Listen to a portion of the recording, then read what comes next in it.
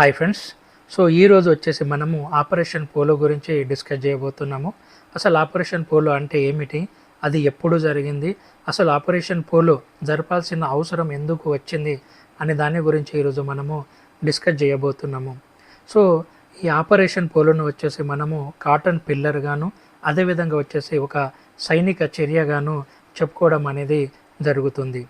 ఏదైతే హైదరాబాద్ రాజ్యం ఉందో దాని విలీనం కోసము భారత ప్రభుత్వం నిజాంతో వచ్చేసి 1948 జూన్లో వచ్చేసి జూన్ ఎండింగ్ వరకు వచ్చేసి దీనిపైన విలీనం పైన చర్చ చేయడం జరుగుతుంది. బట్ ఈ చర్చ అనేది విఫలం అవడం జరుగుతుంది.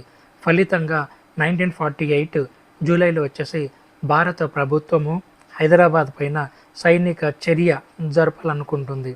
కానీ ఇదే టైంలో వచ్చేసి కాశ్మీర్ సమస్య, అదేవిధంగా ఋతుపవనాలు అంటే జూన్ జూలై అవ్వడం వల్ల ఋతుపవనాలు అంటే ఆ టైంలో విపరీతమైనటువంటి వర్షాల కారణంగా ఈ చర్యను వచ్చేసి ఏదైతే సైనిక చర్య జరపాలనుకుంటుందో దాన్ని వచ్చేసి వెనుకకు తీసుకోవడం అనేది జరుగుతుంది. ఇదే టైంలో వచ్చేసి ఒక ప్లస్ పాయింట్గా ఏమవుతుందంటే హైదరాబాద్కి పెద్ద మద్దతుదారుడైనటువంటి జిన్నా వచ్చేసి 1948 సెప్టెంబర్ 11న వచ్చేసి ఆయన చనిపోవడం అనేది జరుగుతుంది. ఈ సమస్యను ఏదైతే హైదరాబాద్ సమస్య ఉందో దీనిని ఎక్కడ యుఎన్లో అంటే ఐక్యరాజ్య సమితిలో లేవనెత్తుస్తారు అన్న భయంతోనే ముందుగానే సైనిక చర్య జరపాలని భారత ప్రభుత్వం అనేది కోరుకుంటుంది.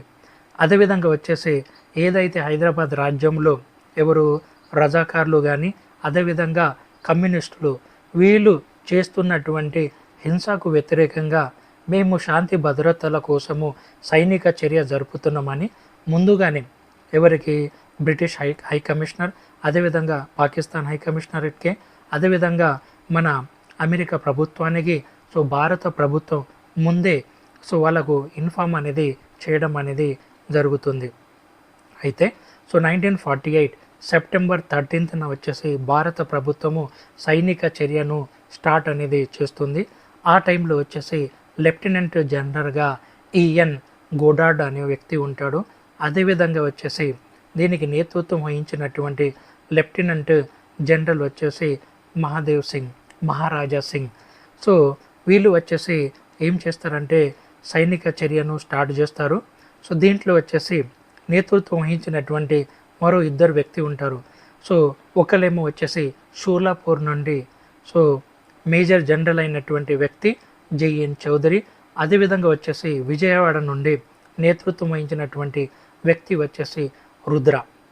వీళ్ళిద్దరు వచ్చేసి సైనిక చర్యను నేతృత్వం అనేది వహించినటువంటి వ్యక్తులు. ఇదే సమయంలో నిజాంకి నమ్మక ద్రోహం చేసినటువంటి వ్యక్తి అతని యొక్క సైనిక అధికారి అయినటువంటి ఎల్రూస్. ఇతను వచ్చేసి ఏదైతే సైన్యం ఉంటుందో ఆ సైన్యాన్ని వచ్చేసి రహస్యంగా వెనుకకు తెప్పించుకోవడం అనేది జరుగుతుంది.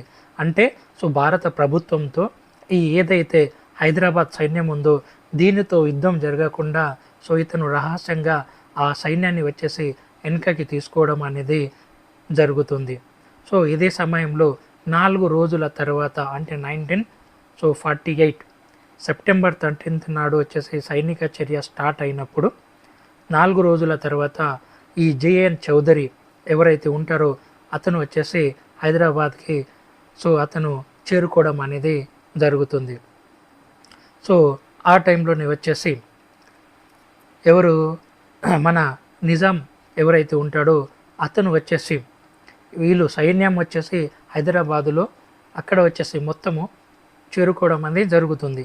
ఇంతట్లోనే వచ్చేసి నిజాం ఏం చేస్తాడంటే తన ఏదైతే పోర్టల్ ఉంటుందో దక్కన్ పోర్టల్ ద్వారా నేను భారత ప్రభుత్వానికి లొంగిపోతున్నానని చెప్పడం అనేది జరుగుతుంది. ఇదే సమయంలో వచ్చేసి ఏదైతే నిర్బంధంగా ఉంటాడో రామానంద తీర్థ అతనిని వచ్చేసి కూడా వాళ్ళు రిలీజ్ చేయడం అనేది జరుగుతుంది.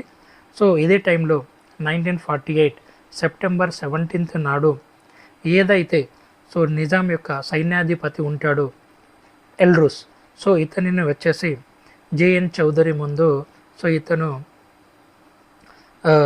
అతని ముందు వచ్చేసి అతను వచ్చేసి సరెండర్ అనేది చేయడం అనేది జరుగుతుంది. సో 1948 సో ఈ సెప్టెంబర్ టైంలోనే సో హైదరాబాద్ యొక్క గవర్నర్ అంటే మిలిటరీ గవర్నర్గా వచ్చేసి జేఎన్ చౌదరి నియమించబడతాడు. కానీ సో రాజ్యాంగ అధినేతగా సో ఎవరు చూసుకోవడం జరుగుతుందంటే మొత్తం వచ్చేసి దీనికి మన నిజామే అంటే మీర్ ఉస్మాన్ అలీ ఖానే సో నిజమైన రాజ్యాంగ అధినేతగా అతను ఉండడం జరుగుతుంది. అంటే ఇక్కడ జేఎన్ చౌదరి అనే వ్యక్తి సో మిలిటరీ గవర్నర్గా ఉన్నప్పటికీ మొత్తం రాజ్యపాలన ఎవరు చేస్తారంటే సో మీర్ ఉస్మాన్ అలీ ఖాన్ మాత్రమే చేస్తాడు. సో 1948 సెప్టెంబర్ 22న వచ్చేసి ఈ నిజాం ఏదైతే యూఎన్లో వచ్చేసి కంప్లైంట్ చేస్తారో దాన్ని వచ్చేసి వెనుక తీసుకోవడం జరుగుతుంది. అదేవిధంగా వచ్చేసి పోలీస్ యాక్షన్ ఏదైతే జరుగుతుందో ఆ టైంలో వచ్చేసి సైన్యాధిపతి సో జనరల్ బూచర్, అదేవిధంగా రక్షణ మంత్రి వచ్చేసి మన ఎవరు ఉంటారు సో రక్షణ వచ్చేసి బల్దేవ్ సింగ్ అనే వ్యక్తి ఉంటాడు.